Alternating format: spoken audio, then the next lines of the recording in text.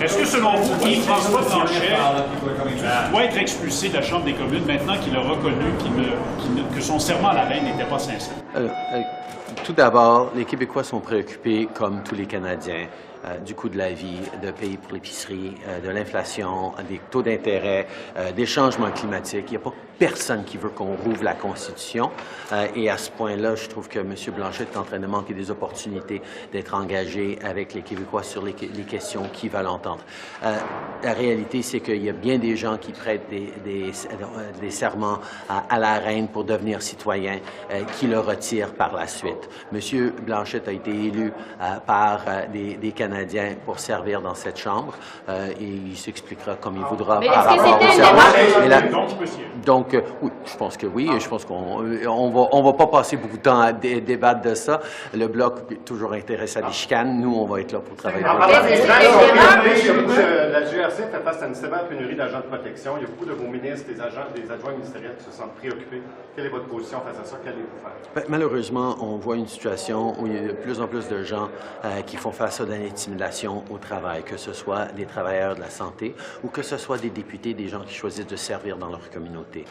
On se doit d'avoir une conversation en tant que société, pas juste le travail fait par les différents gouvernements pour assurer la sécurité des gens, mais réfléchir en tant que société si on veut encore avoir des ministres qui peuvent se rendre au Provigo un dimanche pour faire leurs emplettes et rencontrer les gens, ou est-ce qu'on doit commencer à renforcer la sécurité et à accroître la distance entre les gens? C'est sûr qu'on doit garder les gens en sécurité, surtout ceux qui servent leur pays, mais il faut faire ça de façon responsable et c'est des conversations qui continuent.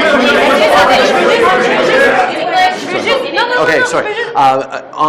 The issue of ministerial security is one that we have to take seriously. We have seen, unfortunately, a lot of people are facing intimidation and threats at work, whether it's healthcare workers, whether it's municipal officials, or whether it's politicians. And I think as a society, we need to be seized with this question because it is really good for Canada that we can see ministers and people who represent them just out in the community without having to create distance or barriers between them and citizens, because that allows for a better representation, a better service, and strengthening of our democracy. At the same time, we have to make sure that people are not afraid for themselves or for their families, and this is something that is going to require us to reflect and us to work very carefully with security agencies, with police forces, and as a government to make sure that we're keeping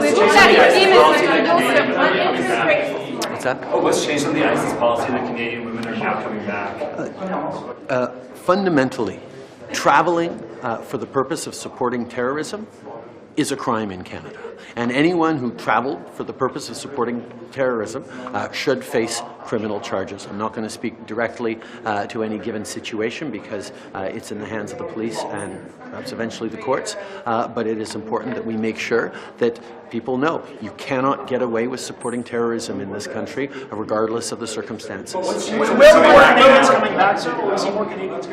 We continue to engage responsibly in the region, monitor closely. We have a framework around doing this. We've seen a couple of situations already, but it's important that people who travel for the purpose of supporting terrorism face consequences.